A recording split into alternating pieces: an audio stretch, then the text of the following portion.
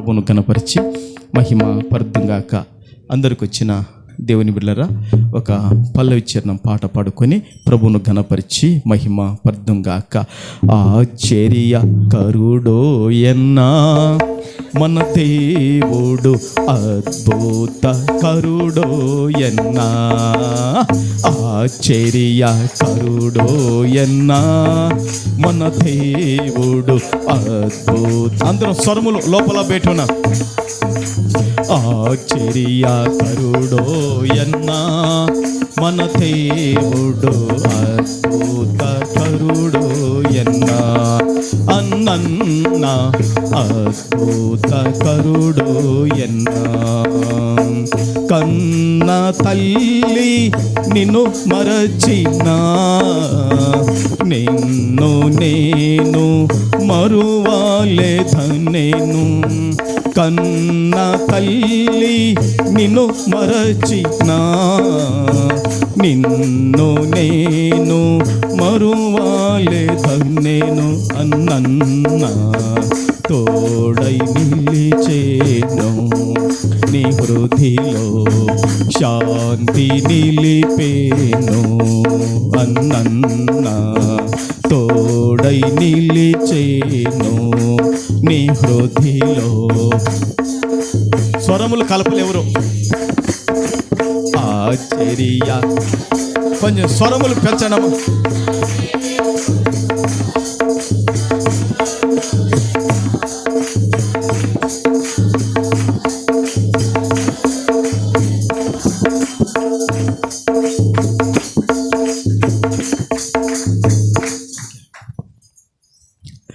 దేవుని బిడ్డలారా, దేవుని యొక్క మహోన్నతమైన కృప వలన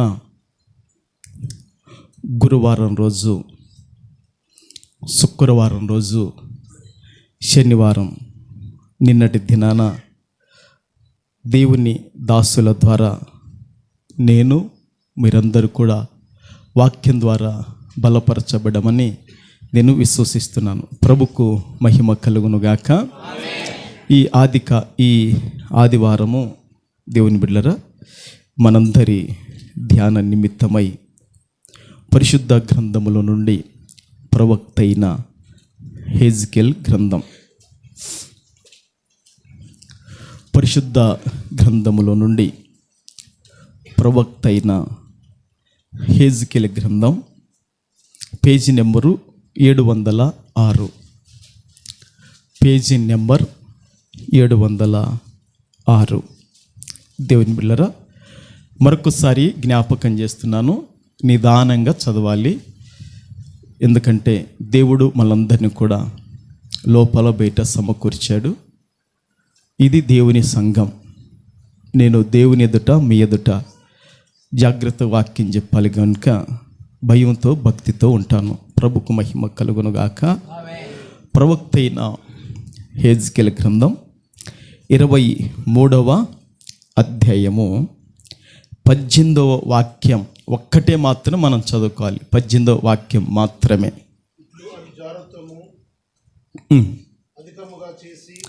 ఇట్లు అది జారత్వము అధికముగా చేసి తన మానాచ్ఛాదనము తీసివేసుకొనెను గనక దాని అక్క విషయములో నేను ఆశ భంగుడనైనట్టు, దాని విషయములోను ఆశ భంగుడనైతిని. ఆ మాట అండర్లైన్ చేసుకోండి. దేవుని బిడ్డలారా, లోపల బయట ఉన్నవారు పరిశుద్ధ గ్రంథాన్ని, లేఖనాన్ని తెరిచిన వారు ఆ మాట అండర్లైన్ చేసుకోండి. ఈ చదవబడిన వాక్యానికి అంశం ఏమని పెట్టబడిందంటే, ఈ చదవబడిన వాక్యానికి అంశం ఏమని పెట్టబడడం జరిగిందంటే, దేవుని మనసు దుఃఖపడెను. దేవుని మనసు దుఃఖపడెను. అందరూ గట్టిగా చెప్పండి అమ్మా. లోపల బయట ఉన్న వారందరూ చెప్పండి, దేవుని మనస్సు దుఃఖపడెను. ఇంకొకసారి చెప్పండి, దేవుని మనస్సు దుఃఖపడెను. ఓకే, మనం చదువుకున్న వాక్యములో ఇద్దరు అక్క చెల్లెళ్ళు ఉన్నారు. ఎంతమంది ఉన్నారండి? ఉన్నారా? పెద్దది ఉంది, చిన్నది ఉంది. చదువుబడిన వాక్యములో ఇద్దరు అక్క చెల్లెళ్ళు, వీరిద్దరు కూడా తోబుట్టువులు. వీళ్ళిద్దరు కూడా తోబుట్టువులు. వీరిద్దరూ కూడా ఒకే తల్లికి జన్మించిన వాళ్ళు. ఓకేనా? అదొక్కటి గుర్తుపెట్టుకోండి. నేను మరలా అక్కడికి వస్తాను. కొంచెం మొదలుపెట్టి నేను అక్కడికి వచ్చేంత వరకు మీరు కొంచెం జాగ్రత్తగా వినాలి. ఓకేనా? ఓకే, చెప్పండి. సరేనండి. మరి ఎందుకు? ప్రభుకు మహిమ కలుగునుగాక.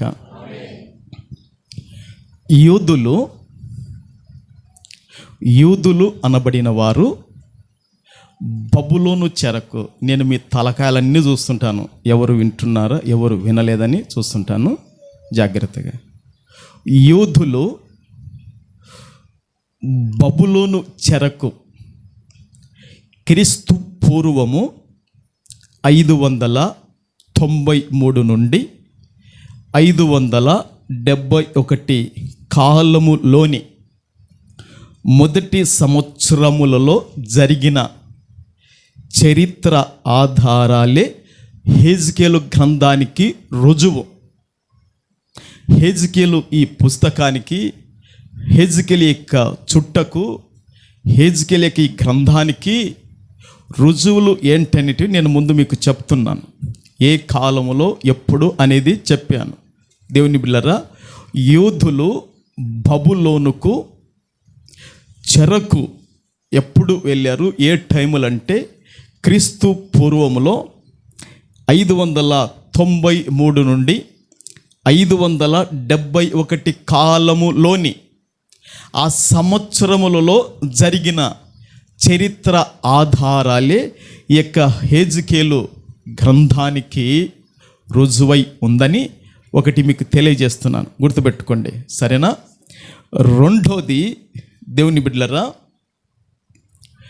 రాజైన నెబుకద్నెజరు యెరూషలేము నుండి యూదులను 3 దశలుగా బబులోనుకు చెరకు తీసుకొని వెళ్ళాడు. రాజైన నెబుకద్నెజరు యూదులను ఏం చేశాడంటే 3 దశలుగా, ఒక్కసారి కాదు, 2 సార్లు కాదు, 3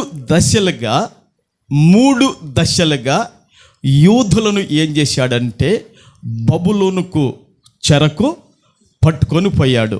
ఇది రెండో విషయము, గుర్తుపెట్టుకోండి. మూడో విషయము, క్రీస్తు పూర్వము 605లో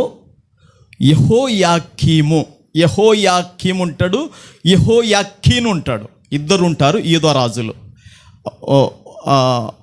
కొంచెం ఒక అక్షరం మాత్రం ఇద్దరికి తేడా ఉంటుంది. ఈ నెబుకద్నెజరు రాజు 3 దశలుగా పట్టుకుపోయాడని చెప్పాను కదా. ఇప్పుడు ఆ 3 విషయాలు చెప్తాను, మీరు గుర్తుపెట్టుకోవాలి. క్రీస్తు పూర్వము 605లో యెహోయాకీమును నెబుకద్నెజరు రాజు జయించి రాజ కుటుంబములు గల ముఖ్య నాయకులను చెరకు పట్టుకొని పోయెను. రాజైన నెబుకద్నెజరు మొదటి దశలో, ఎవరు చెప్పండి? రాజైన నెబుకద్నెజరు, అందరూ చెప్పండి. మొదటి దశలో యెహోయాకీమును జయించి రాజ కుటుంబములు గల ముఖ్య నాయకులను చెరపట్టుకొని పోయెను. ఈ చెరపట్టుకొని పోయిన వారిలో దానియేలు అనబడిన ఒక వ్యక్తి ఉన్నాడు, యవనస్తుడు. ఎవరు? దానియేలు ఉన్నాడు. దానియేలుతో పాటు అతని స్నేహితులు ఉన్నారు. ఎవరు? షడ్రాకు, మేషాకు, అబేద్నెగోలు ఉన్నారు కదా. ఈ దానియేలు అతని స్నేహితులు కూడా ఈ మొదటి దశలో చెరకు వెళ్ళిపోయారు. ఎప్పుడు వెళ్ళారు చెప్పండి? మొదటి దశలో చెరకు వెళ్ళారు. అది గుర్తుపెట్టుకోండి, సరేనా? రెండోది, ఆ తర్వాత 3 నెలల 10 దినాలు రాజుగా పరిపాలన చేశాడు. ఎన్ని దినాలు? 3 నెలల 10 రోజులు. మరొకసారి జ్ఞాపకం చేస్తున్నాను. 3 నెలల 10 దినములు యూదా రాజుగా పరిపాలన చేసిన వాడు యెహోయాకీను. పైన యెహోయాకీము అనబడిన వాడు వేరు, ఇక్కడ యెహోయాకీను అనబడిన వాడు వేరు. ఇద్దరు వేరు, అనగా ఒకే తండ్రి కొడుకులే అన్నమాట.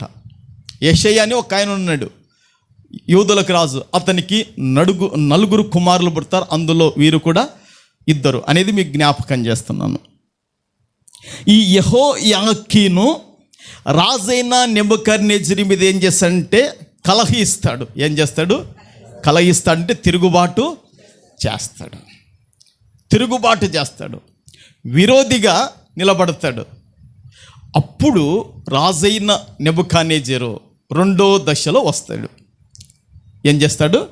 2వ దశలో వస్తాడు. క్రీస్తు పూర్వము 597 సంవత్సరములో, క్రీస్తు పూర్వము 597 సంవత్సరములో 2వసారి రాజైన నెబుకద్నెజరు వచ్చి యెహోయాకీనును హెజ్కేలుతో సహా 10,000 మందిని ఖైదీలుగా బబులోనుకు తీసుకొని వెళ్ళాడు. ఇదంతా నేను ఎందుకు చెప్పుకొని వచ్చానంటే, హెజ్కేలు ఎక్కడ పుట్టాడు, హెజ్కేలు ఎక్కడ ఎన్ని సంవత్సరాలు జీవించాడు, హెజ్కేలు పరిచర్య ఎక్కడనేది మనకు పూర్తిగా అవగాహన కావాలి. అవగాహన అవుతుందా లేదా?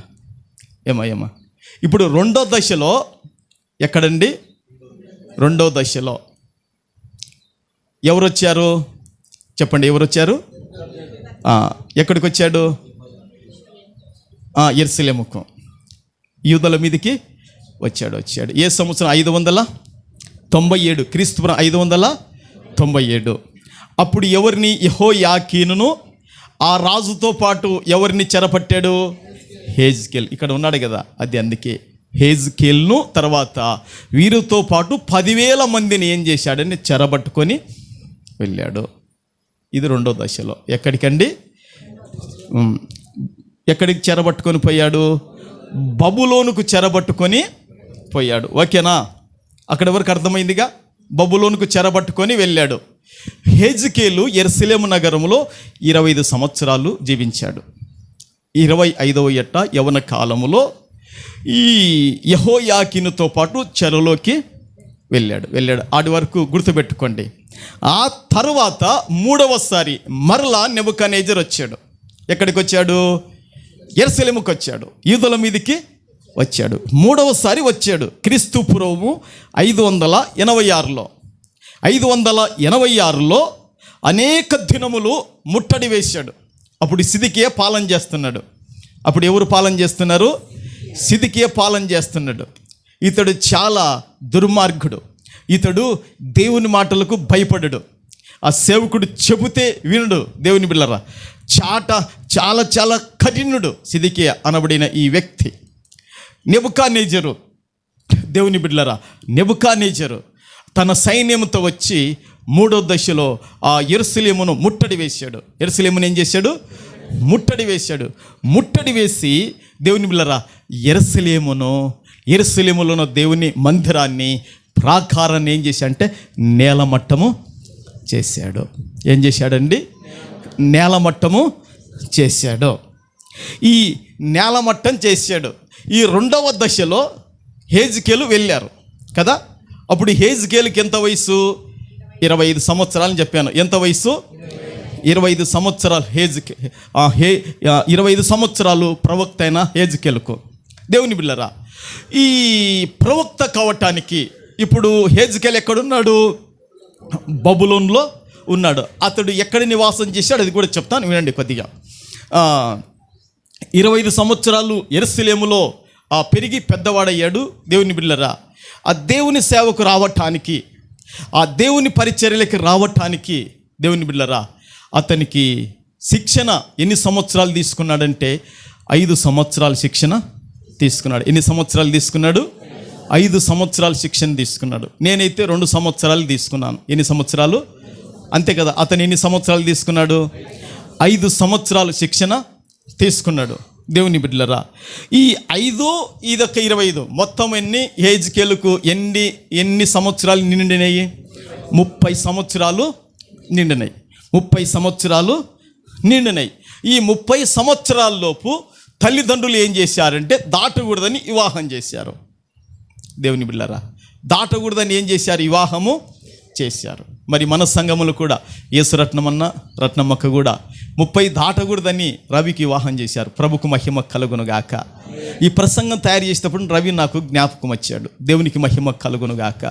దాటకూడదు, 30 దాటకూడదు, 30 దాటకూడదని బైబిల్లో ఆ 30 ఏట వచ్చేలోపు అందరూ స్థిరపడిపోయారు. ప్రభుకు మహిమ కలుగునుగాక.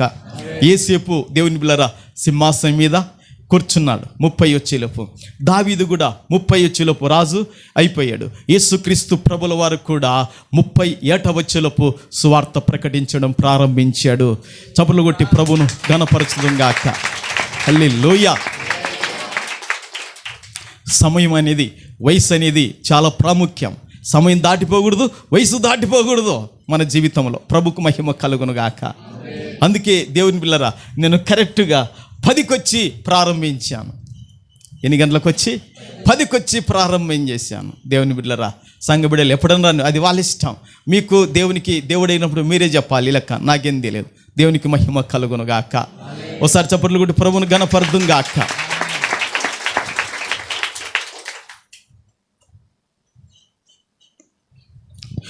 బబులోను దేశమునందు హెజ్కేలు జీవించినది యూదుల నివాసములలో ఒకటైన టెల్ అబీబు నందు నివాసం చేశాడు. టెల్ అబీబు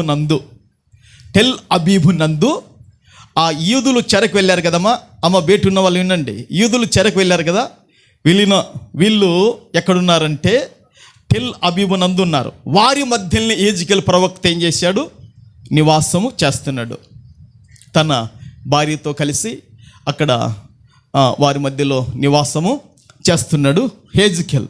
దేవుని బిడ్డలారా, ఆ టెల్ అబీబు ఎక్కడుంటుందంటే దేవుని బిడ్డలారా అది కేబారు నది ప్రదేశమున గలదు. ఎక్కడుంటుందంటే అది చెప్పండి. కేబారు నది ప్రదేశమున గలదు. ఇప్పుడు ఈ నందికొట్కూరికి మరి దరిదాపుల్లో ఏదైనా నది ఉందా? ఈ నందికొట్కూరికి దరిదాపుల్లో నది ఏది కూడా? అది కర్నూలుకి దరిదాపుల్లో నది పక్కనే ఉందా లేదా? అది చెప్పండి, ఏ నది ఉంది? తుంగభద్ర. గట్టిగా చెప్పండి, ఏ నది? తుంగభద్ర నది దేనికి సమీపాన ఉంది? కర్నూలుకి సమీపాన ఉంది. ప్రభుకు మహిమ కలుగునుగాక. కుందు నదేమో నంద్యాలకు సమీపాన ఉంది. గోదావరి నదేమో రాజమండ్రికి సమీపాన ఉంది. దేవుని బిడ్డలారా, కృష్ణా నదేమో విజయవాడకు సమీపాన ఉంది. అవునా కాదంటారక్క? ఆ కృష్ణానది బ్యాక్ వాటరే మనకు దగ్గట్లో ఉన్నాయి. అవునా కాదా? కృష్ణానది బ్యాక్ వాటరా కాదా? గట్టిగా చెప్పండి. ఓకే. ఈ విధంగా దేవుని బిడ్డలారా ఈ నదుల దగ్గర నివాసం చేసే వాళ్లకు పంటలు కూడా సస్యశ్యామలంగా పండవచ్చు అనేది నా అభిప్రాయం. అవునా కాదా? మరి వీరు కూడా దేవుని బిడ్డలారా ఏ నది ప్రదేశాన నివాసం చేస్తున్నట్టే కేబారు నది ప్రదేశాన ఏం చేస్తున్నారు? నివాసము చేస్తున్నారు. అక్కడ నివాసం చేస్తున్న హెజ్కేలుకు ఏం జరిగిందంటే, ఇంకొకసారి జ్ఞాపకం చేసుకొని వెళ్తాను. దేవుని బిడ్డలారా టెల్ అబీబు నందు హెజ్కేలు ఏం చేస్తున్నాడు? యూదుల మధ్యలో నివాసము చేస్తున్నాడు. ఆ టెల్ అబీబు ఎక్కడుంటుందంటే కేబారు నది దగ్గర ఉంటుంది. దేవుని బిడ్డలారా అక్కడ నివాసం చేస్తున్న ఈ హెజ్కేలు ప్రవక్తకు దేవుని బిడ్డలారా ఆకాశం తెరవబడడం చూశాడు. ఏమండి? గట్టి కొట్టండి. ఓకే. ఆకాశము తెరవబడము మొదటిగా చూశాడు. దేవుని బిడ్డలారా, రెండోదిగా ఏం చూశాడో తెలుసా? దేవుని యొక్క ప్రభావముతో కూడిన దర్శనాలు చూశాడు. అమలరా, ఐలారా, బయట ఉన్నవారులారా, మీకందరికి కూడా రెండు చేతులు జోడించి చెబుతున్నాను,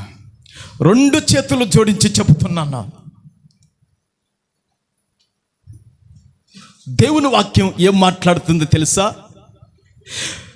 దేవుడు మనలను కరుణించు వరకు, దేవుడు మన పైన కనికరపడేంత వరకు కూడా మన కనుదృష్టి ఆయన మీద నుండి పక్కకు తొలగకుండా ఉండును గాక అని వాక్యం మాట్లాడుతుంది.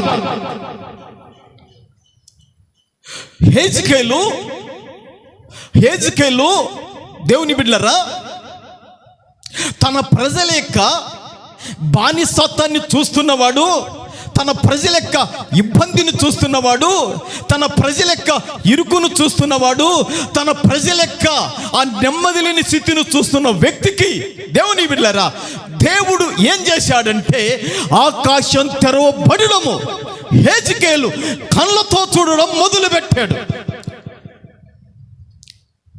నిద్రపోయేటప్పుడు కాదు, స్వప్నములు కాదు, కలలో కాదు. దేవుని బిడ్డలారా, ఆకాశం తెరవబడడము మొదటిగా చూశాడు. రెండోదిగా ఏం చూశాడో తెలుసా? దేవుని యొక్క ప్రభావముతో కూడిన దర్శనాలు చూశాడు. ఆ దర్శనములంట, దేవుని బిడ్డలారా, దేవుడు ఈ నడుము నుంచి పైకి, నడుము నుంచి కిందికి ఆయన అగ్ని స్వరూపముగా దగ దగ దగ దగ దగ దగ దగ దగ దగ దగ దగ మెరుడవు. హెజ్కేలు అట్టి ప్రభావంతో కూడిన దర్శనాలు చూస్తూ చూడలేక సాగిల పడిపోయాడు. మొదటిగా ఆకాశం తెరవబడడము చూశాడు. రెండోదిగా దేవుని ప్రభావంతో కూడిన దర్శనాలు చూశాడు. మూడోదిగా ప్రవచనం బయలు వెళ్ళింది ఆయనలో నుండి. మూడోదిగా ఏమొచ్చేసింది? ప్రవచనం బయలు వెళ్ళింది. నాలుగోదిగా దేవుని వాక్కు అతనికి ప్రత్యక్షమైంది. ప్రభుకు మహిమ కలుగును గాక. నాలుగోదిగా అతనికి ఏమి ప్రత్యక్షమైంది? దేవుని వాక్కు ప్రత్యక్షమైంది. ఆ వాక్కు యూదుల గురించి, ఆ వాక్కు ఇశ్రాయేలీయుల గురించి, వీరిని పక్కకు పెడితే అన్య జనుల గురించి కూడా ప్రవక్త అయిన హెజ్కేలుకు దర్శనాలు కలిగను. ప్రభుకు మహిమ కలుగును గాక. ప్రభుకు మహిమ కలుగును గాక. దేవుని బిడ్డలారా, మనం చదువుకున్నాం కదా, ప్రవక్త అయిన హెజ్కేలు గ్రంథం 23వ అధ్యాయము 18వ వాక్యాన్ని మనం చదువుకున్నాం. ఈ 18వ వాక్యము, దేవుని బిడ్డలారా, ప్రవక్త అయిన హెజ్కేలుకు వాక్కు ప్రత్యక్షమైంది. ఏం ప్రత్యక్షమైందంట? దేవుని వాక్కు ప్రత్యక్షమైంది. అభిషక్తులు, ఘనులు, గొప్పవాళ్ళు, అపోస్తులు అని పిలువబడుటకు హరువులు ఎగ్గులైన దేవుని బిడ్డలారా, డి జాన్ సుందరం అయ్యగారు 11వ తారీఖున డిసెంబర్లో ఈ స్థలములో అడుగుపెట్టి మందిరాన్ని ప్రతిష్ఠింపజేశాడు. మీకు గుర్తుందో లేదో? దాన్ని మొన్న నాకు పాస్టరమ్మ మరి కొరియను నాకు దాన్ని జ్ఞాపకము చేశారు. అప్పుడు పాప ఇంకా జన్మించలేదు, సుగుణరాణి. దేవుని బిడ్డలారా, అప్పుడు ఈ ముఖం ఉంది మందిరం, అప్పుడు ఈ ముఖం ఉంది. దేవుని బిడ్డలారా, అప్పుడు ఈ ఒక్క స్థలం ఎప్పుడు మనం తీసుకుంది డిసెంబరు 11వ తారీఖు. గుర్తుందా మీకు? డిసెంబరు 11వ తారీఖు. అందుకే ఈ సంవత్సరం దేవుడు ఆ తారీఖు కలిసి వచ్చినట్లుగా మనకు సహాయం చేశాడు. 11వ తారీఖున, 12వ తారీఖున, 13వ తారీఖున. అందుకే ఆ మొదటి దినాన దేవుడు మనకు దర్శనం చూపించాడు. ఆ దర్శనములో మీరందరూ ఉన్నారని దేవుడు తన దాసులతో మాట్లాడారు. దర్శనాన్ని బట్టి వచ్చాం ఇక్కడికి, నేను పాశ్రమం గనక ఆ దర్శనము కింద మీరందరూ రక్షించబడాలని, ఆ దర్శనములో మీరందరూ ఉండాలనేదే దేవుని యొక్క ప్రణాళిక, దేవుని యొక్క ఉద్దేశము, దేవుని యొక్క ఆశ కూడా ప్రభుకు మహిమ కలుగునుగాక. హల్లెలూయా, హల్లెలూయా. దేవుని బిడ్డలారా, ఈ విధంగా ప్రవక్త అయిన హెజ్కేలుకు దేవుని బిడ్డలారా ఎవరి మధ్యలో ఉంటే దేవుని వాక్కు ప్రత్యక్షమైందంటే, హెజ్కేలు చెరలో ఆ బానిసత్వంలో ఉన్న వారి మధ్యలో కాపురం ఉంటూ దేవుని సేవను కొనసాగిస్తున్నాడు. అంతేనా కదా? ఓకే. ఈ విధంగా ఆయన ఆ దేవుని పరిచర్య చేస్తున్నప్పుడు దేవుని బిడ్డలారా దేవుని వాక్కు ప్రత్యక్షమైంది. దేవుని వాక్కు ప్రత్యక్షమైంది. ఎవరి గురించి దేవుని వాక్కు ప్రత్యక్షమైందంటే, ఇద్దరు అక్క చెల్లెల గురించి ప్రత్యక్షమైంది. నేను ఏదైనా చెప్పినాను అనుకోండి, నాకు ఏదైనా మీ గురించి ఒకవేళ ప్రత్యక్షత వచ్చిందనుకోండి, దేవుడు చూపిస్తే మీ గురించి నాకే చూపించాలి, నాకు చూపించకపోతే పాస్టర్కు చూపించాలి. బయట ఉన్న ఏ సేవకునికి చూపించడు. కారణం ఏంటంటే, మీరు వాళ్ళ గొర్రెలు కాదు, వాళ్ళ పిల్లలు కాదు గనక, నా పిల్లలు మాకిచ్చిన బిడ్డలు గనక మీ గురించే చూపిస్తాడు. ప్రభుకు మహిమ కలుగునుగాక. అప్పుడు మీరు ఏం చేయాలో మేము చెప్తే మీరు నమ్మాలి, పశ్చాత్తాపడాలి, దిద్దుకోవాలి. లేదు అనుకున్నాం అనుకో, అది మీ ఇష్టం. ఎవడు దొక్కున్న గొయ్యలో వాడు ఏం చేస్తాడు? పడతాడని నేను చెప్పడం లేదు, రాజైన సొలొమోను ప్రసంగిలో రాయబడింది. అది నా మాట కాదు, అవునా? మళ్ళీ నా మాట అనుకున్నాడు. అది శరీర సంబంధమైన మాట కాదు, ప్రసంగిలో ఉంది. గొయ్యితో వాడు దేవుని బిడ్డల గొయ్యిలో ఏం చేస్తాడు? పడతాడు అని రాయబడింది, ప్రసంగిలో రాయబడింది. దేవుని బిడ్డలరా, కనుక దేవుని వాక్యము ఇప్పుడు ఎవరికి ప్రత్యక్షమైందంటే, ప్రవక్త అయిన హెజ్కేలు ఎవరి గురించి రాయబడింది? ఎవరి గురించి ప్రత్యక్షత వాక్కు వచ్చేసింది? ఇద్దరు, కొంచెం గట్టిగా చెప్పండి, ఎవరు? ఇద్దరు అక్క చెల్లెల గురించి ప్రత్యక్షమైంది. పెద్దదాని పేరేమో ఓహోలా. పెద్దదాని పేరేం పేరు? ఓహోలా. చిన్నదాని పేరు ఓహోలీబా. పెద్దదాని పేరేమో ఓహోలా, చిన్నదాని పేరేమో ఓహోలీబా. అంతేనా? ఇద్దరు అక్క చెల్లెళ్ళు. ఎంతమంది అండి? ఇద్దరు అక్క చెల్లెళ్ళు. దేవుని బిడ్డలారా, ఈ ఇద్దరు అక్క చెల్లెళ్ళు, దేవుని బిడ్డలారా, ఈ ఇద్దరు అక్క చెల్లెళ్ళు, దేవుని బిడ్డలారా, ఈ ఇద్దరు అక్క చెల్లెళ్ళు ఏందబ్బా పాస్టర్ 3 సార్లు ఇద్దరు అక్క చెల్లెళ్ళు, ఇద్దరు అక్క చెల్లెళ్ళు, ఇద్దరు అక్క చెల్లెళ్ళు అని ఆగిపోతున్నాడు అనుకుంటున్నారు కదా? అంతే కదా? కనుక దేవుని బిడ్డలారా, ఇద్దరు అక్క చెల్లెళ్ళు వీరు దేవుని బిడ్డలారా ఐగుప్తు దేశంలో జన్మించారు. ఇద్దరు అక్క చెల్లెళ్ళు ఎక్కడ జన్మించారు? ఐగుప్తు దేశములు ఇద్దరు జన్మించారు. ఎవరు?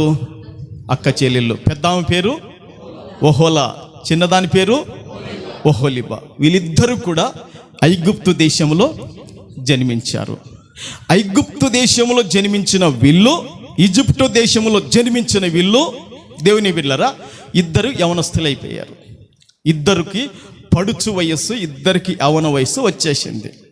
వచ్చినప్పుడు దేవుని బిడ్డలారా ఇద్దరు కూడా ఏమయ్యారంటే అపవిత్రులైపోయారు.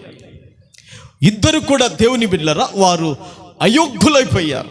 అంటే వారు కలుగజేసుకున్న అపవిత్రత, వారు కలుగజేసుకున్న అయోగ్యత, దేవుని బిడ్డలారా అది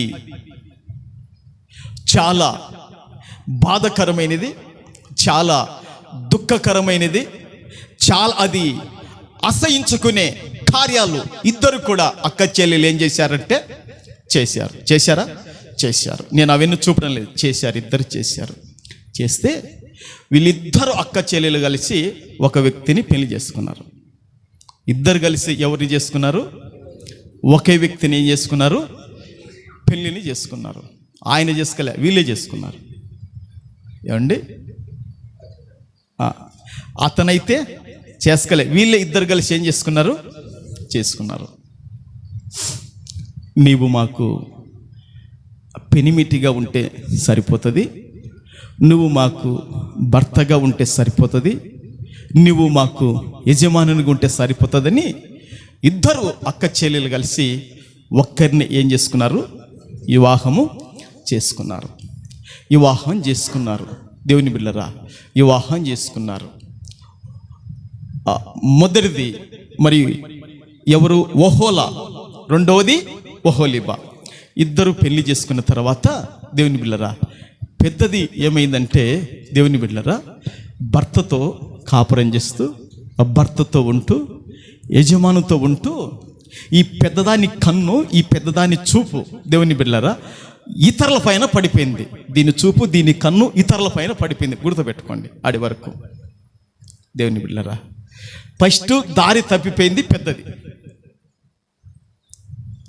నా యజమానుడు నన్ను, నా తలకు నూనె పెడుతున్నాడు, నా దేహానికి వస్త్రాలు ఇస్తున్నాడు, నాకు కావలసిన చేతులకు బంగారు పెడుతున్నాడు, నాకు కావలసిన వడ్డానం ఇస్తున్నాడు, నాకు కావలసిన వెండి బంగారాలు, తిండి తీర్థాలు ఏది తక్కువ చేయలేదు అని భర్తకు నమ్మకంగా ఉండలేక, భర్తకు యథార్థవంతురాలుగా ఉండలేక, భర్తకు మంచిదానిగా ఉండలేక, నీడనిచ్చిన వానికి, కూడు పెట్టిన వానికి, గుడ్డనిచ్చిన వానికి నమ్మకంగా ఉండలేకపోయింది. ఏమిచ్చిన వానికి చెప్పండి? గుడ్డనిచ్చిన వానికి, కూడునిచ్చిన వానికి, నీడనిచ్చిన వానికి. గూడు అంతే కదా? చెప్పండి ఏంటంటే? గూడిచ్చాడు. చెప్పండి ఏమిచ్చాడు? గూడిచ్చాడు, కూడిచ్చాడు, గుడ్డ ఇచ్చాడు. అంతేనా? ఈ మూడిచ్చిన వానికి పెద్దది ఓహోల ఏం చేయాలి? నమ్మకంగా బతకాలనా లేదా? నమ్మకంగా బతకకుండా ఇది ఏం చేసిందంటే, దీని కనులు, దీని చూపులు దేవుని బిడ్డలారా వేల వాళ్ళ పైన పడిపోయినాయి. భర్తతో కాపురం చేస్తూ, భర్తతో ఉంటే దేవుని బిడ్డలారా పక్కన పోయి దేవుని బిడ్డలారా తన సాష్టాలు అది జరిగించుకొని వస్తుంది. పెద్దదాని విషయం ఇట్లా సరిపోయింది. దేవుని బిడ్డలారా, ఈ వివాహం ఆడిన ఆయన ఏం చేస్తున్నాడంటే దేవుని బిడ్డలారా ఆశ పెట్టుకున్నాడు. ఈ పెద్దది నమ్మకంగా ఉంటుందిలే అనుకున్నాడు, ఈ పెద్దది యథార్థవంతురాలుగా ఉంటుందిలే అనుకున్నాడు, ఈ పెద్దది మంచిదానిగా ఉంటుందిలే అనుకున్నాడు, ఈ పెద్దది యగ్గురాలుగా ఉంటుందిలే అనుకున్నాడు. ఈయన పెళ్లి చేసుకున్న ఆయన అనుకుంటే దేవుని బిడ్డలారా అదేమో ఏమైపోయిందంటే తప్పిపోయింది. ఆయన ఆశ పెట్టుకున్నట్టుగా, ఆయన కోరిక పెట్టుకున్నట్టుగా, ఆయన అనుకున్నట్టుగా పెద్దది బతికి జీవించలేకపోయింది. ఆ వాక్యం చదువుతుంటే నా గుండెల్లోంచి కన్నీళ్ళు వచ్చేసినాయండి.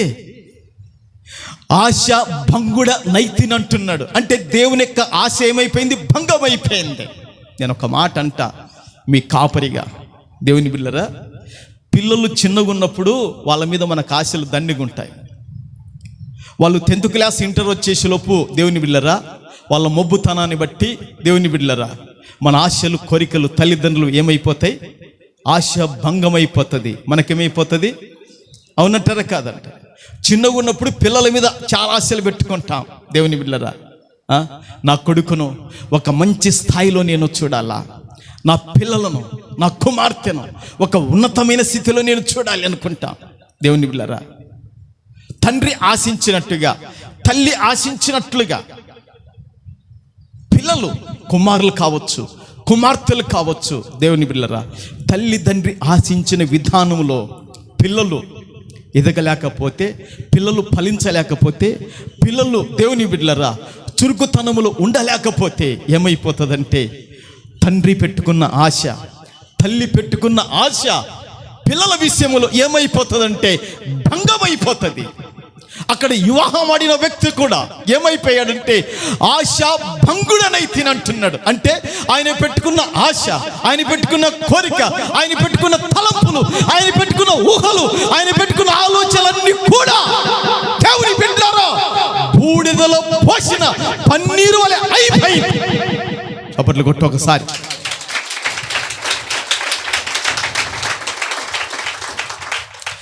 పెద్దది ఆ విధంగా దారి తప్పిపోయింది. పెద్దది ఏమైపోయింది? దారి తప్పింది. దానిపైన పెట్టుకున్న ఆశలన్నీ కూడా వదులుకున్నాడు. నేను ఒక మాట చెప్పనా, దేవునికి నా మీద ఒక ఆశ ఉంటుంది. దేవునికి మీ కుటుంబాల మీద, మీ పిల్లల మీద దేవునికి ఏమవుతుందంటే ఆశ ఉంటుంది. దేవుని ఆశ, దేవుని కోరిక, దేవుని యొక్క తపన, దేవుని తలంపులు, దేవుని యొక్క ఊహలు మన ఎడల ఆశ భంగము కాకూడదు. ఒక మాట చెప్పనా, ఒక తండ్రిగా, ఒక తల్లిగా నీ కాడికి నీ పిల్లలు ఆరోగ్యంగా ఉండాలని ఆలోచించే ఓ తండ్రి, ఆలోచించే ఓ తల్లి, నీ కాడికి నీ పిల్లలు ఒక మంచి స్థితిలో ఉండాలని భౌతికంగా శరీరపరంగా ఓ తండ్రివే, ఓ తల్లివే నువ్వు ఆశపడితే తన స్వరూపాన కలగజేసుకున్న దేవుడు ఇంకా మన పైన ఎన్ని ఆశలు పెట్టుకొని ఉంటాడో. అందుకే దావీదు ఒక మాట అంటాడు, ఏంటో తెలుసా? దేవా, నా ఎడలున్న తలంపులు, దేవా నా ఎడల ఉన్న ఊహలు, నా ఎడల నీకున్న ఆలోచనలో లెక్కించుటకు శక్యము కూడా కావు. లెక్కించుటకు శక్యం కూడా కావని వాక్యములో తెలియజేస్తుంది. పెద్దదాని ఎడల ఏమైపోయాడంటే ఆశ భంగుడైపోయాడు. అవుననైనా అంటే ఆయన మనసు నొచ్చుకుందా లేదా? వివాహం ఆడిన మనసు నొచ్చుకుందా లేదా? మనసు దుఃఖపడిందా లేదా? మనసులో బల్యం తీసుకొని పొడిచినట్టు అయిందా లేదా? నమ్మాడు, నమ్మక ద్రోహం చేసింది. అవునా? గట్టిగా చెప్పండి. నమ్మాడు, నమ్మక చేసిందా లేదా? నమ్మక ద్రోహం చేసింది. సరే, పెద్దది పోతే పోని, అది పనికి మాలినది. మన భాషలో మాట్లాడుతున్నాను. ఈ తప్ప నాకు ఇంక వేరే భాష రాదు, నేను ఎవరిని కూడా అనను. అక్కడ జరిగింది కాబట్టి చెప్తున్నాను. అది ఏంటి? అది పనికి మాలినది, అది పోతే పోని. చిన్నదాని మీద ఆశలు పెట్టుకున్నాడు. ఓహోలివి మీద ఏం చేశాడు? ఆశలు పెట్టుకున్నాడు. చిన్నదాని మీద ఆశలు పెట్టుకున్నాడు. ఆశలు పెట్టుకుంటే దేవుని బిడ్డలారా, ఈ చిన్నది ఏం చేసేదంటే తెలుసా? అక్క పైన కన్నుబడింది చిన్నదానికి. చూడండి, దీని చూపులు, దీని కనులు దేనిపైన వన్నాయి? అక్క మీద వన్నాయి. అక్క ఏం మాట్లాడుతుంది, అక్క చూపులు ఎట్లా చూస్తుంది, అక్క నడకలు ఎట్టేస్తుంది, అక్క రాకపోకలు ఎట్లుండయని ఆయన పైన చూపు పడకుండా దీనిపైన చూపు పడింది. పెద్దదానిపైన అక్క మీద చూపు పడింది. అక్క మీద చూపు పడితే దేవుని బిడ్డలారా, ఈ చిన్నది ఏం చేసింది తెలుసా? అక్క కాడికి రెట్టింపు చేసింది. అక్క కాడికి ఏం చేసింది? రెట్టింపు చేసింది. వరే పెద్దదంటే నమ్మకం ద్రోహం చేసి వెళ్ళిపోయా. ఈ చిన్నదన్నా మంచిదానిగా బతుకుతుంది అనుకున్నాను. ఈ చిన్నదన్నా ఎగ్గురాలుగా బతుకుతుంది అనుకున్నాను. ఈ చిన్నదన్నా సత్తు ప్రవర్తన కలిగి, సత్తు క్రియలు కలిగి జీవిస్తుంది అనుకున్నాను. కానీ ఈ చిన్నది పెద్దదాని కాడికి ఎక్కువ చేసింది. దేని కాడికి? పెద్దదాని కాడికి చిన్నది ఎక్కువ చేసింది అని ఇద్దరిని చూశాడు. ఈయన ఎవరు చేశాడు?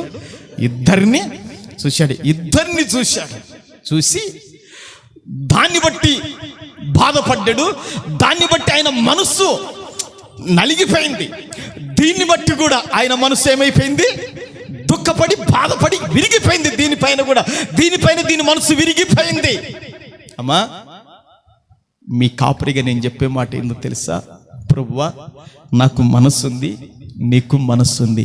నీ మనసు దుఃఖపడకుండగా, నీ మనసు గాయపరచకుండగా బతికే జీవిత విధానం నాకు అనుగ్రహించు ప్రభువా అని నేను దేవుణ్ణి అడుగుతాను.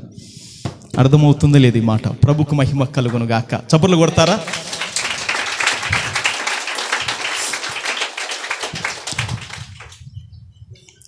దేవునికి మనసు ఉందా లేదా? మరి నీ కడుపున పుట్టిన పిల్లలే నీ మనస్సును దుఃఖపెట్టి, బాధ పెట్టి, నీ మనస్సును విరిగి నలిగినట్లు చేస్తే ఏమనుకుంటావు?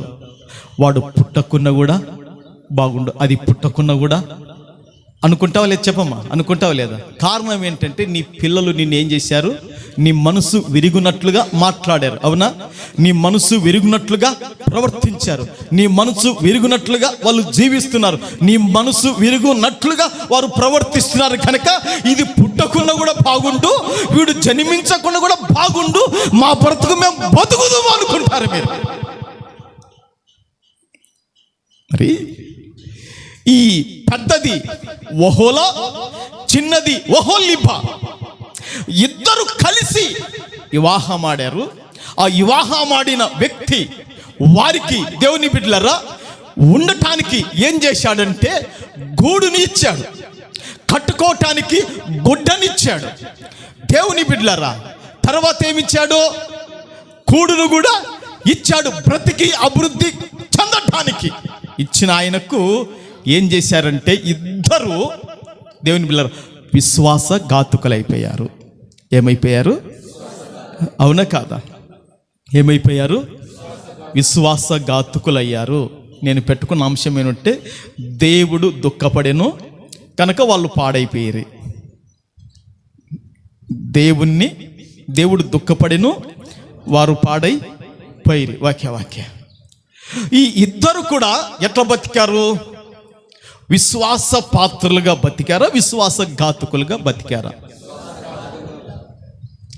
నిన్నగాక మొన్న 3 దినాల కిందట మన దేశానికి పాలకుడైన, దేవుని బిడ్డలారా, గౌరవనీయులైన గొప్పవాళ్ళు నరేంద్ర మోదీ గారు చెప్పిన మాట ఏంటో తెలుసా?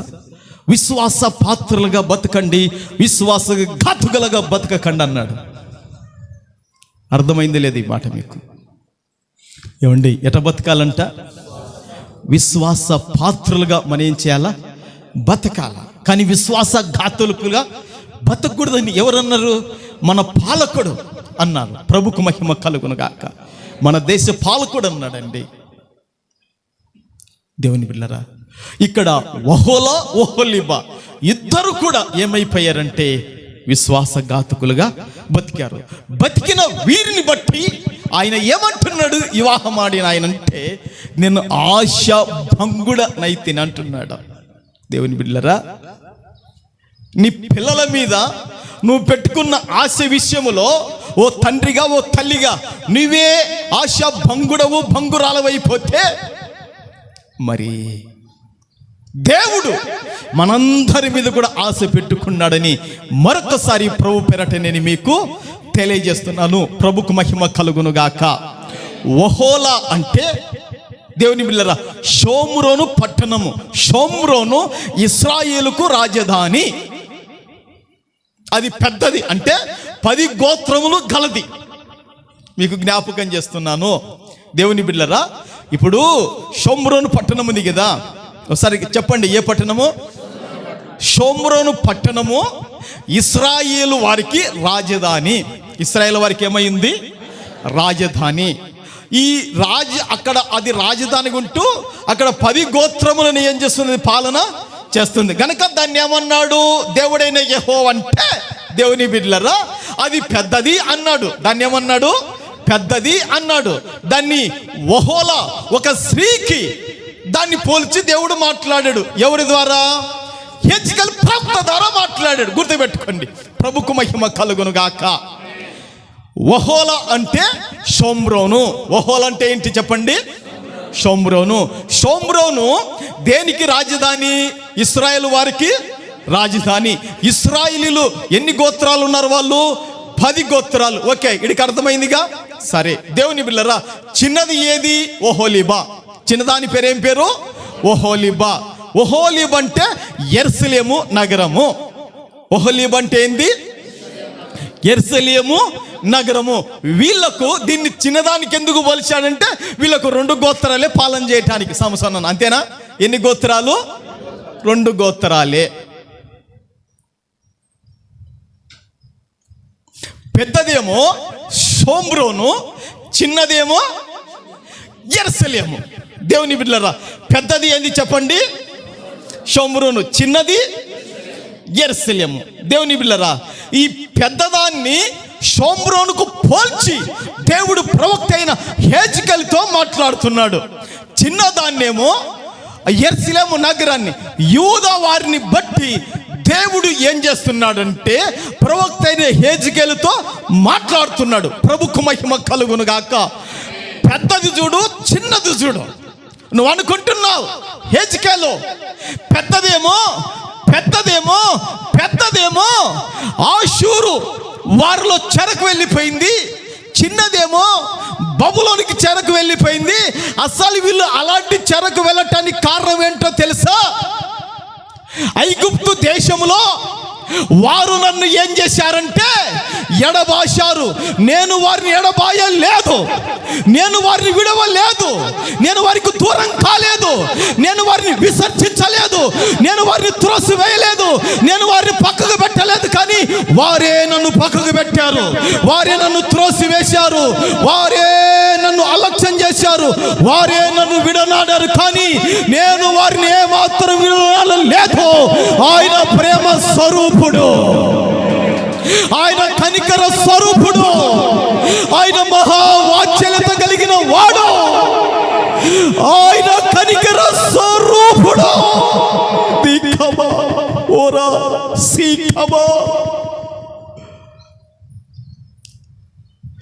దేవుని సంఘమా, దేవుని బిడ్డలరా, దేవుణ్ణి ఎక్కడ త్రోసివేస్తున్నావు? దైవ వాక్యాన్ని ఎక్కడ అలక్ష్యం చేస్తున్నావు? ఆదివార దినములను సామాన్య దినములుగా ఎంచగలిగితే నీ బతుకులో, నీ జీవితంలో అంతకాడికి మరో ఒకటి దురాదృష్టకరమైన దినము ఉండదని, సంవత్సరాలు ఉండవని ప్రభు పేరట నేను నీకు తెలియజేస్తున్నాను.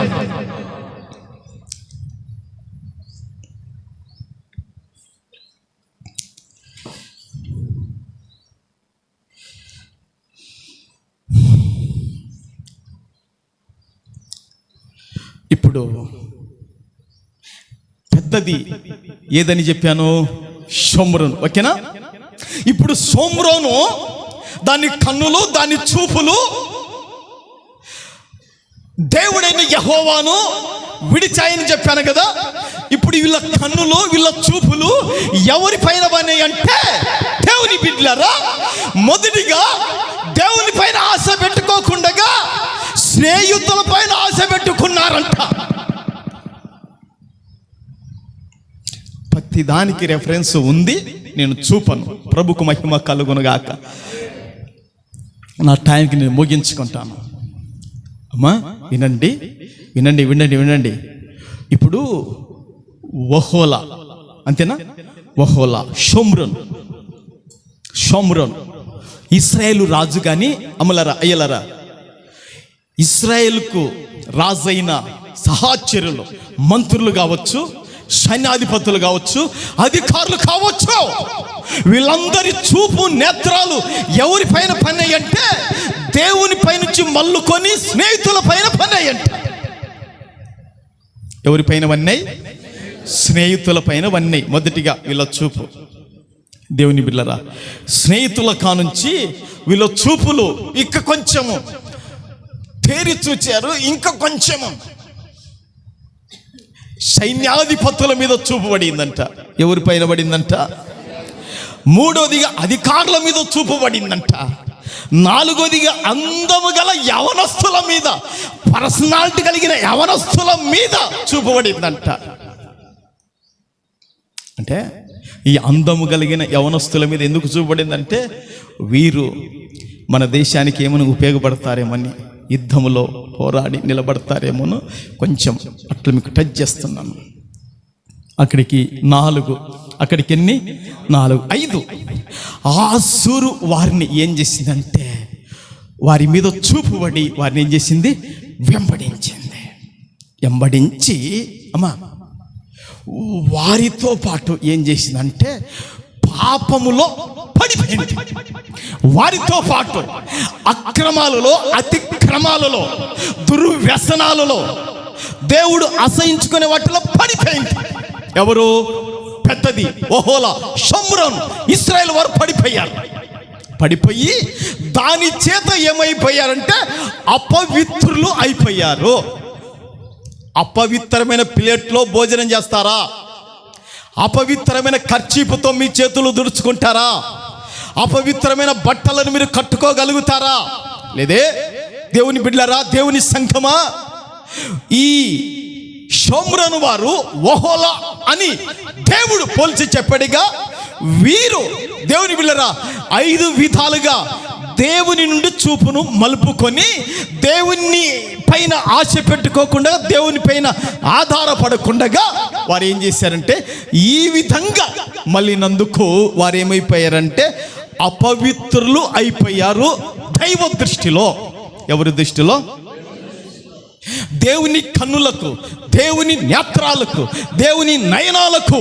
దేవుని బిడ్డలారా, వారు అపవిత్రులైపోయారు. అందుకే దేవుడు వారి మీద పెట్టుకున్న ఆశ భంగమైపోయింది.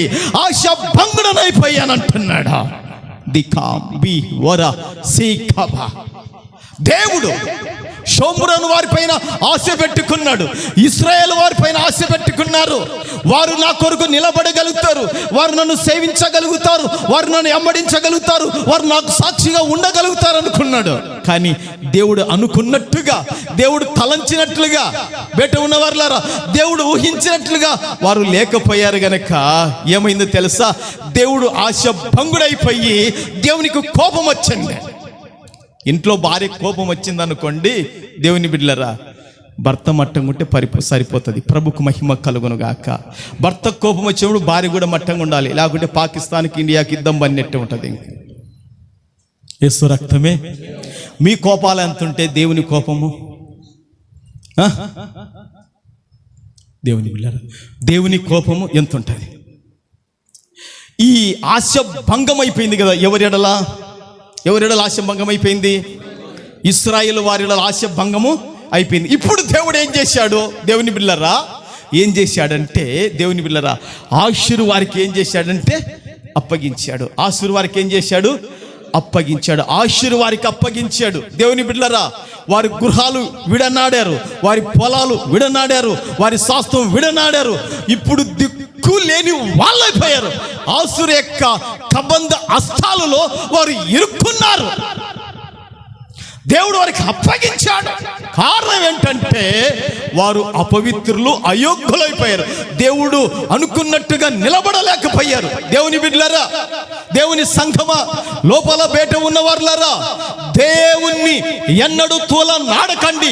తూలనాడితివా నీవు అపవిత్రుడైతావు సుమా, నువ్వు అపవిత్రాలవైతావు సుమా. అప్పుడు దేవుడు నిన్ను ఏం చేస్తాడో తెలుసా? బాధపరిచే వారికి, వేదన పరిచే వారికి, అవసరమైతే దయాలకు నిన్ను అప్పచెప్తాడు. తక్కువ అప్పుడు మళ్ళీ వచ్చి నా కాడకు వచ్చి అడుగుతారు, నీ బలం పైన కానీ, నీ ధనం పైన కానీ, నీ కలిగిన దేనిపైన ఆధారపడకో, శాశ్వతుడైన దేవుని పైన ఆధారపడు. ప్రభుకు మహిమ కలుగును గాక. ప్రభుకు మహిమ కలుగును గాక. ఆ విధంగా పెద్ద దానిపైన ఆశ పెట్టుకుంటే అది నమ్మకంగా ఉండలేకపోయింది గనక దాన్ని ఆషూరుకి ఏం చేశాడు? చెరకు అప్పగించాడు గనక అక్కడ ఏమైతుందంటే తాను పడవలసిన బాధలన్నీ పడుతుంది. కారణం ఏంటో తెలుసా? దేవుణ్ణి ఏం చేసింది? విసర్జించింది. ప్రభుకు మహిమ కలుగును గాక. ఓకే, అది మొదటి విషయం. సరేనా? ఇప్పుడు చిన్నది ఉంది కదా. ఎవరు? చిన్నది ఓహోలిబా. అంతేనా? ఓహోలిబా అంటే గట్టి చెప్పండి. ఎవరు? యెరూషలేం అంటే యూదా. గట్టి చెప్పండి. యూదా వారు. ఈ యూదా వారు చూపు ఎవరి పైన పడిందో తెలుసా? దాని చూపేమో స్నేహితులు పడితే, దీనిలో చూపు ఎవరి పైన పడిందంటే ధనవంతుల మీద పడింది. వీళ్ళ చూపు ఎవరి పైన పడింది? ధనవంతుల పైన పడింది. ఒక పల్లవి చరణం వాడుకుందామా? కొరియన్కు ఇష్టమైన పాటలో. ప్రభుకు మహిమ కలుగును గాక. హల్లెలూయా, హల్లెలూయా, హల్లెలూయా. యేసు రక్తమే ధనవంతులుగా చేయుటకు దీనుడుగా వచ్చేను ఉంది. మనకు తెలుసు కదా ఆ పాట. ప్రభుకు మహిమ కలుగును గాక. యేసు రక్తమే. హల్లెలూయా, హల్లెలూయా, హల్లెలూయా. యేసు రక్తమే జయం. యేసు రక్తమే హల్లెలూయా. ధనవంతులుగా చేయుటకు దీనుడుగా వచ్చేను, చచ్చిన మనలను బ్రతికింప జీవముగా వచ్చేను. ధనవంతులుగా చేయుటకు దీనుడుగా వచ్చేను, చచ్చిన మన చప్పట్లు బ్రతికింప జీవముగా వచ్చేను. మరొకసారి అందరూ చప్పట్లు కొడతాం, గట్టిగా చప్పట్లు కొట్టాలి. లోపల బయట అందరూ కలిసి వచ్చేను. సచ్చిన మనలను బ్రతికింప జీవముగా వచ్చేను. శ్రీమంతుడు. స్వరం కలుపుతారా? స్వరం కలపడం లేదు ఎవరు. గట్టిగా రాజాది రాజు, షాలేము రాజు, శ్రీమంతుడు, శ్రీయేసుడు. రాజాది రాజు, షాలేము రాజు, రాజానికే స్తోత్రము. శ్రీయేసు రాజానికే స్తుతి స్తోత్రము. రాజానికే స్తోత్రము. శ్రీయేసు రాజానికే.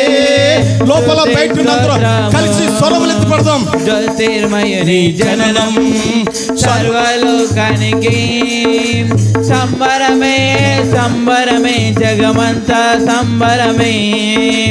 జ్యోతిర్మయుని జననం సర్వలోకానికి సంబరమే సంబరమే, జగమంతా సంబరమే. ఆరాధింపరండి ఆనందింపరండి, ఆరాధింపరండి ఆనందింపరండి. రాజానికే స్తోత్రము, శ్రేయస్సు రాజానికే స్తుతి స్తోత్రము. రాజానికే స్తోత్రము, శ్రేయస్సు రాజానికే స్తుతి స్తోత్రము.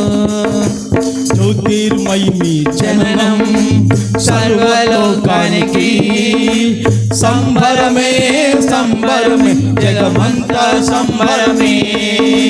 జ్యోతిర్మయుని జననం సర్వలోకానికి సంబరమే సంబరమే, జగమంతా సంబరమే. ప్రభుకు మహిమ కలుగురుగాక. ఎందుకు ఈ పాట పాడుకున్నామంటే, ధనవంతులుగా చేయుటకు దీనుడుగా వచ్చాను. ఎవరు? యేసుక్రీస్తు ప్రభుల వారు. అయితే యూదవారి కన్ను ఎవరి పైన పడింది? మొదటిగా ధనవంతుల పైన వీరి కన్ను పడింది. ఇప్పుడు వాక్యం చెప్తే ఒక మాట చెప్పాను, అక్క కాడికి ఎక్కువ చేసిందని చెప్పాను, అవునా? అది చేసి చెప్తా వినండి. అక్క కాడికి ఏం చేసింది? ఎక్కువ చేసింది. ఈ యోధావారి కన్ను, ఒహోలిబ కన్ను అమ్మా ఎవరి పైన పడిందంటే ధనవంతుల మీద పడింది. గుర్తుపెట్టుకోండి. రెండోదిగా సైన్యాధిపతుల మీద కన్ను పడింది. సైన్యాధిపతులు అంటే ఒక్కసారి జ్ఞాపకం చేస్తా, రాజు తర్వాత వీలైతే వారే పాలన సింహాసనం మీద కూర్చుని పాలన చేసేవారి సైన్యాధిపతులు, వాళ్ళపైన కన్ను పడింది. తర్వాత అధికారుల పైన కన్ను పడింది. తర్వాత ఆషూరు వారి పైన కన్నుబడి ఎంబడించింది. ఆషూరు వారి పైన కన్నుబడి వాళ్ళని ఏం చేసింది? ఎంబడించింది. ఇంకా అక్కడికి ఆగిపోలే. అక్కడికి ఆగిపోకుండా ఏం చేసిందంటే కల్దీలతో, అంటే బబులోను వారితో, ఈ కల్దీలతో ఏం చేసిందంటే సంభోగం చేసింది. ఏం చేసిందంట? సంభోగం చేసింది. వారితో అన్ని విషయాలలో మునుగడము తేలడము కల్దీలతో ఈ విధంగా చేస్తూ వారితో పాటు ఏమైందంటే పాపములో పడిపోయింది. వారితో పాటు ఏమైపోయింది? పాపములో పడిపోయింది. వారితో పాటు ఏం చేసిందంటే విగ్రహములకు పూజించి నమస్కరించింది. ఇదంతా కూడా దేవుడు ఏం చేశాడంటే చూశాడు. ఇదంతా కూడా దేవుడు చూశాడు. చూసిన దేవుడు ఏం చేశాడో తెలుసా? దేవుని బిడ్డలారా, ఈ యోధా వారిని ఒహోలిబా అని పోల్చాడే చిన్నదాన్ని. వీరిని దేవుడు ఏం చేశాడంటే బబులోను చెరకు అప్పగించాడు. దేనికి అప్పగించాడు? బబులోను చెరకు అప్పగించాడు. ఎందుకు బబులోను చెరకు అప్పగించాడంటే వీళ్ళు అపవిత్రులైపోయారు, వీరు అయోగ్యులైపోయారు. దేవుని దృష్టిలో వీరందరూ కూడా కల్మషం, వీళ్ళందరూ కూడా దైవ దృష్టిలో ఎలాంటి పవిత్రత లేదు. ఎలాంటి దేవుని బిడ్డలారా భయంకరమైన దోషం కలిగి ఉన్నారు, కానీ నిర్దోషం అస్సలు వీరి లేదు. అందుకే దేవుడు వీళ్ళని ఏం చేశాడంటే దానిపైన నా ఆశ భంగుడమైపోతుంది, దీనిపైన నా ఆశ భంగుడమైపోతుంది. హెజ్కేలో నేను వారిని రక్షించగలుగుతా, నేను వారిని కాపాడగలుగుతా. అయితే వారే నన్ను ఏం చేశారంటే తూలనాడిపోయారు, వారే నన్ను విడిచిపోయారు, వారే నాకు దూరం అయ్యారు. గనక వారు చేసిన ఒక్కొక్క పాపము నీ కన్నులకు ఎదుట కనపరుస్తా, చూడు చూడు చూడని ఏం చేశాడంటే 12 రకాలైన దోషములు, 12 రకాలైన అపరాధములు, 12 రకాలైన అక్రమములు, అతిక్రమములు దేవుడు తేటగా హెజ్కేలు కన్నులకు దేవుడు చూపించను. చప్పట్లు కొడతావా? నా అవిధేయత దేవుని సేవకుడు చూడడం లేదు, నా లోపము దేవుని సేవకురాలు కనబడడం లేదు, నా యొక్క శ్రేష్టాలు నా తల్లికి నా తండ్రి కనబడడం లేదు, నా యొక్క అపరాధములు నేను పడే ప్రతి విధమైన లోక ఆశలకు నా కుటుంబీకులు ఎవరు చూడడం లేదు అనుకుంటున్నావేమో, చూచేవాడు ఉన్నాడు. పెద్దది ఏ విధంగా నడుచుకుంటుందో చిన్నది అదే విధంగా నడుచుకుంటుంది. నేను చూచానని దేవుడు చెప్తున్నాడు ఆ వాక్యములో. ఇప్పుడు చదువుకోవద్దు, కానీ ఒక్కసారి కాకపోతే 2 సార్లు కాకపోతే 3 సార్లు కాకపోతే ఆ 23వ అధ్యాయాన్ని అంతటి మీరు చదవాలి. ఎన్ని వచనాలు ఉంటాయంటే 49 వచనాలు ఉంటాయి. ప్రభుకు మహిమ కలుగును గాక. ఎన్ని వచనాలు ఉంటాయి? ఒక్కసారి చదివితే మీ తలకు ఎక్కదు, ఒక్కసారి చదివితే తలకు ఎక్కదు, తలకాయకి ఎక్కదు. స్తోత్రం, హల్లెలూయా. ఒక్కసారి ముద్ద చేతుల్లో ఆ ముద్ద చేసుకుని నోట్లో పెట్టుకుంటే రుచి వస్తుందా? దాన్ని నలిమితేనే ఏమవుతుంది? ఆకలి తీరుతుంది, రుచి వస్తుంది. అట్లా ఉంటుంది అన్నమాట. ఈ అధ్యాయాన్ని అంతటి కలిసి నువ్వు 3-4 సార్లు చదువుకో. ప్రభుకు మహిమ కలుగునుగాక. అప్పుడు బతుకేందో బేట పడుతుంది, నీ బతుకేందో. ప్రభుకు మహిమ కలుగునుగాక. 12 రకాలైన పాపాలు దేవుడు ఏం చేశాడంటే ఇద్దరు 12 చేశాడు. పెద్దది ఏం చేస్తే చిన్నది అదే చేసుకుంటూ వచ్చింది, దానికాడికి రెట్టింపు చేసుకుంటూ వచ్చింది. దేవుడు చెప్పాడు, ఆ విధంగా చేసింది. దేవుని బిడ్డలారా, ఆ 12 నేను ఇప్పుడు మీ ఎదుట పెడితే, దేవుని బిడ్డలారా, మొన్న పాస్టర్ చెప్పినట్టు ఎన్ని గంటలు అవుతుంది? ప్రభుకు మహిమ కలుగును కాక. నేను అట్లా పెట్టేవాడిని కాదు. దేవుని బిడ్డలారా, నేను ముగించుకుంటాను. గంట అయింది కరెక్ట్గా. ఒక్క పాపం మాత్రమే చూపిస్తాను. ప్రభుకు మహిమ కలుగును గాక. ఒక్క పాపం మాత్రమే చూపిస్తాను. దేవుని బిడ్డలారా, 23వ అధ్యాయములో దేవుని బిడ్డలారా 38 వచ్చిన ఒక్కటి చూడండి. వారి ఇలాగున నా ఎడల జరిగించుచున్నారు, అదియుగాక ఆ దినమందే వారు నా పరిశుద్ధ స్థలమును అపవిత్రపరిచిన దినమందే నేను నియమించిన విశ్రాంతి దినములను సామాన్య దినములుగా ఎంచిరి. అది ఎన్నో పాపం అంటే 6ది. దానికి పైన ఎన్నున్నాయి? దానికి కింద ప్రభుకు మహిమ కలుగును గాక. మొత్తం ఎన్ని చెప్పాను? 12. మీకు ఎన్నోది చూపించాను? 6. అంటే దానికి పైన ఎన్నున్నాయని, దానికి కింద ఎన్నున్నాయని, అవి తర్వాత మీరు ఇప్పుడు చూడొద్దు, తర్వాత చూసుకోండి. ప్రభుకు మహిమ కలుగును గాక. దేవుడైన యెహోవా, అమలరా అయ్యలరా బయట ఉన్న వాళ్ళరా, ఆయన చెప్పిన మాట ఏంటో తెలుసా? నేను నియమించిన విశ్రాంతి దినములను సామాన్య దినములుగా ఎంచిరి. ప్రభుకు మహిమ కలుగును గాక. ప్రభుకు మహిమ కలుగును గాక. దేవుని బిడ్డలారా, ఆదివార దినాన్ని సామాన్య దినముగా నువ్వు ఎంచకూడదు. కారణం ఏంటో తెలుసా? సంఘమంతా సమాజముగా కూడుకొని ప్రభును ఆరాధించే దినమది, ప్రభు వాక్యంతో మాట్లాడే దినమది, ప్రభువు నిన్ను దర్శించే దినమది, ప్రభు నీతో మాట్లాడే దినమది, ప్రభువు నిన్ను ఆశీర్వదించే దినమది. ప్రభుకు మహిమ కలుగును గాక. నేను నియమించిన విశ్రాంతి దినములను సామాన్య దినములుగా ఎంచిరి. ప్రభుకు మహిమ కలుగును గాక. జీవితములో దేవుని బిడ్డలారా, జీవితములో మనకు మరి ప్రతిష్ఠించే దినాలు ఉంటాయి మనకు. ప్రభుకు మహిమ కలుగును గాక. కుటుంబములో ఒకరికి వివాహ దినాన్ని సామాన్య దినముగా ఎంచుతారా? మీ పిల్లలు లేదా మీ భర్తల, మీ యొక్క భార్యల ఆ బర్త్డే దినాన్ని మీరు సామాన్య దినాలుగా ఎంచుతారా? ఆ దినాన నీ భార్యకు జాకెట్ కావాలనో, చీర కావాలనో, ఇష్టమైన వంట నువ్వు ఏం చేస్తావు? తెచ్చి పెడతావు. ఎందుకు? మురిసిపోవాలా, నా భర్త నన్ను ఇంత బాగా చూసుకున్నాడు.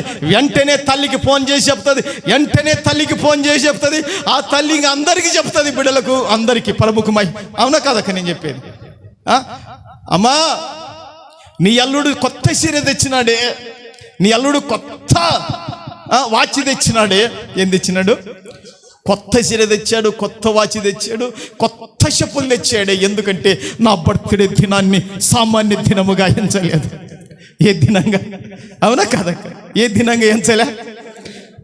సామాన్య దినముగా ఎంచలే. ఇట్లా దేవుని బిడ్డలారా, నీ భార్య ఆ యొక్క జన్మదినాన్ని నువ్వే సామాన్య దినముగా ఎంచక నీ భార్యను గౌరవిస్తే, నీ భార్యనే నీ బర్త్డే దినాన్ని సామాన్య దినముగా ఎంచకుండా గౌరవిస్తే, మరి దేవుడు విశ్రాంతి దినాన్ని నియమించాడు. ఆ దినాలను యూద వారైతే, ఇశ్రాయేలు వారైతే సామాన్య దినములుగా ఎంచి అయోగ్యులైపోయారు దేవుని కన్నులకు. అందుకే ప్రభు అన్నాడు, వారి పాప ఫలితం వాళ్ళ కలుగును గాక, వారి భారం వారు భరించుదురు కాకని చివరికి చెప్పేశాడు హెజ్కేలుకు. హెజ్కేలు పడని, వాళ్ళ తిప్పలంటే తిప్పలు పడని. నన్ను కాదని కాల రాశారు, నన్ను కాదని త్రోసి వేశారు, నన్ను కాదని విడనాడారు కదా, వారి పాప ఫలితం అనుభవించాలి, వారి భారాన్ని వాళ్ళు భరించాలన్నాడు. కింద 49లో ఉంటుంది ఆ మాట.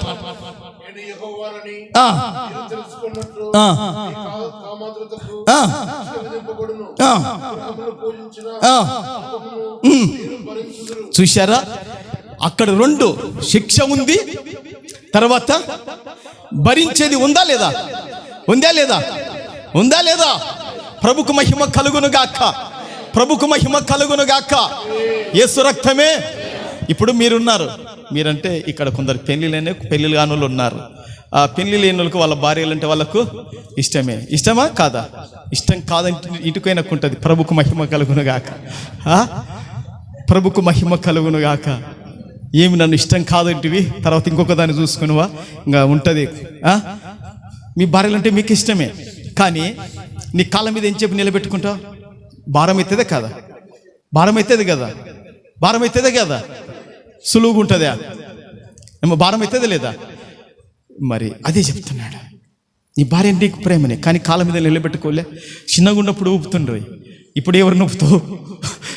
ఇప్పుడు ఊపుకునే తోళ్ళు ఉన్నారు. ప్రభుకు మహిమ కలుగును గాక. అంటే ఇట్లా అబ్బా జయజయతలు ఉన్నారు కదా, పిల్లలను ఏం చేస్తారు? కాళ్ళ మీద కూర్చోబెట్టుకొని ప్రభుకు మహిమ కలుగును గాక. అందుకంటాడు, వారి భారం వాళ్ళు ఏం చేయని భరించని అని చెప్పాడు. వారికి అపవిత్రత అంటుకున్నది గనక వాళ్ళు ఏం చేశారంటే, దేవుని బిడ్డలరా, దేవుడు వారిని ఏం చేశాడంటే చెరకు 2 అప్పగించాడు. దేవుని బిడ్డలారా, ఒక మాట చెప్తాను. మనకు ఎక్కడైతే అపవిత్రత అంటిందో, మనకెక్కడైతే దోషం అంటిందో, యేసుక్రీస్తు రక్తము ప్రతి అపవిత్రత నుండి, యేసు ప్రభు యొక్క రక్తము ప్రతి పాపము నుండి, యేసు ప్రభు యొక్క రక్తము ప్రతి విధమైన కల్మషము నుండి మనను యోగ్యులుగా, పవిత్రులుగా, పరిశుద్ధులుగా యేసు రక్తము చేయను. అందుకే యేసు రక్తాన్ని మనం ఆశ్రయించాలి. ప్రభువా, నేను కూడా ఒకవేళ వహోలా తప్పిపోయానేమో, ఒకవేళ వహోలీబలాగా నిన్ను విసర్జించానేమో, అయితే ఇప్పుడే యేసయ్య రక్తము చేత నన్ను ఎగ్గునిగా చెయ్యి, యేసయ్య రక్తం చేత నన్ను ఎగ్గురగా చెయ్యని నీ మనసులో నా మనసులో మనందరి గుండెలలో నుండి పశ్చాత్తాపం పుడితే యేసు ప్రభు రక్తము పవిత్ర పరిస్థితి దేవుడైన యెహోవా మన యందు ఇష్టం కలిగి ఆయన మనలను అభివృద్ధి లేకి క్షేమావృద్ధి లేకి తన కంచె కాపుదలలో క్షేమ ప్రాప్తులుగా కాపాడగలుగుతాడు.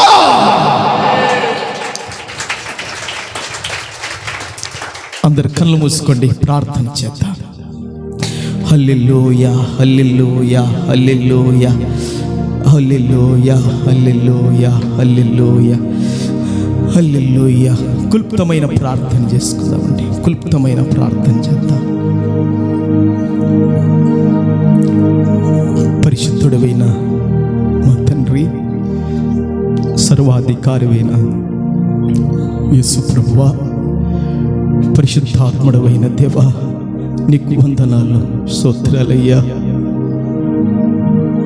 టెబెల్ అబీబునందు తండ్రి, ప్రవక్తైన హెజ్కేలుకు తండ్రి, అయ్యా వచ్చిన వాక్కు తండ్రి, నీవు ఇశ్రాయేలు వారి గురించి చూపించావయ్యా, యూదా వారి గురించి చూపించావయ్యా. వారి చేసిన పాపానికి శిక్ష అనుభవిస్తారు, వారి పాప ఫలితాన్ని వారు భరించుదురు అని ప్రభువా మీరు చెప్పారయ్యా. అవును ప్రభువా, ఆ రోజు ఒహోలిబని తండ్రి, వారి ఇద్దరిని అక్క చెల్లెలకు పోల్చి నువ్వు మాట్లాడావు ప్రభువా. నీకు వందనాలు నాయనా, నీకు స్తోత్రాలు చెల్లిస్తున్నాను ప్రభువా. దేవా, ఈరోజు తండ్రి, నేను తండ్రి, మేము నాయనా మీ దృష్టికి తండ్రి ప్రభువా, ఎలాంటి తండ్రి ప్రభువా అపవిత్రులుగా ఉన్నామో, అయోగ్యులుగా ఉన్నామో, ఓ సహోదరుడా, ఓ సహోదరి, దేవుడు ఆశ భంగుడైపోయాడు కదా. ఒక్కసారి అట్ని కూర్చొని ప్రార్థన పూర్వకంగా కొన్ని నిమిషాలు ఉండండి. దేవుడు ఆశ భంగుడైపోయాడా? దేవుని బిడ్డలారా, దేవుడు నీ మీద ఏం ఆశ పెట్టుకున్నాడో ఓ సహోదరుడా, ఓ సహోదరి, దేవుడు నీ మీద ఏం ఆశ పెట్టుకున్నాడు? నీ పిల్లలపైన ఏం ఆశ పెట్టుకున్నాడు? దేవుడు ఆశ భంగుడైపోయాడండి. దేవుడు ఆశ భంగమైపోయింది. దేవుడు తలంచినట్లుగా, దేవుడు ఊహించినట్లుగా, దేవుడు కోరిక పెట్టుకున్నట్లుగా వారు నిలబడలేకపోయారు, దేవుని తోలనడిపోయారు. ఈరోజు దేవుడు నీ గురించి, నా గురించి ఒక ఆశ ఆయన మనసులో ఉంది. ఆయన మనసులో ఒక ఆశ ఉంది. నీ గురించి, నా గురించి, నీ సంతానం గురించి ఒక ఆశ ఉంది. ఈరోజే మనము దేవుని వైపు తిరుగుదాం గాక. ఈరోజే యేసయ్య రక్తం మనను పవిత్రపరిస్తే దేవుడు ఎంతైనా మనకు ఆయన సహాయం చేయటకు నమ్మదగిన దేవుడని వాక్యం సెలవిస్తుంది. వాక్యం సెలవిస్తుంది. పరిశుద్ధుడైన నా తండ్రి, సర్వాధికారివైన నా యేసయ్య, పరిశుద్ధాత్ముడైన దేవా నీకు వందనాలు ప్రభువా. నీకు స్తోత్రములు చెల్లిస్తున్నాను తండ్రి ప్రభువా. అయ్యా నీకు వందనాలు ప్రభువా, నీకు స్తోత్రములు చెల్లిస్తున్నాను తండ్రి నాయన. అవును తండ్రి ప్రభువా, నీకు స్తోత్రాలు చెల్లిస్తున్నాను తండ్రి ప్రభువా. అయ్యా ఈ దినమున తండ్రి ప్రభువా, ఒక నా తండ్రి ప్రభువా నీకు స్తోత్రాలైనా నీ యొక్క ఆశ యోధా వారి ఎడల, ఇశ్రాయేలు ఎడల భంగమైపోయినట్లుగా మీరు తెలిపారు ప్రవక్త అయిన హెజ్కేలు తండ్రి. అవునైనా ఈరోజు మేము కూడా తండ్రి, మా కుటుంబం ఎడల తండ్రి, మా పిల్లల ఎడల తండ్రి, ఎన్ని ఆశలు పెట్టుకున్నామో ఆశలన్నీ కూడా విఫలమైపోయినయ్యా. ఆశలన్నీ కూడా తండ్రి భంగమైపోయినట్టుగుండయ్యా. అయితే నాయనా నీవే తండ్రి మా ఆశగల ప్రాణాన్ని తృప్తిపరచగలిగిన దేవుడివై ఉన్నారు తండ్రి. అయ్యా మీ రక్తం చేత నన్ను మమ్మలను కడగండి ప్రభువు, సహాయం చేయండి. బల్లలో పాల్పంపులు పొందుకుని కృప సహాయం చేయండి. వందనాలు ప్రభువా, స్తోత్రాలు నాయనా.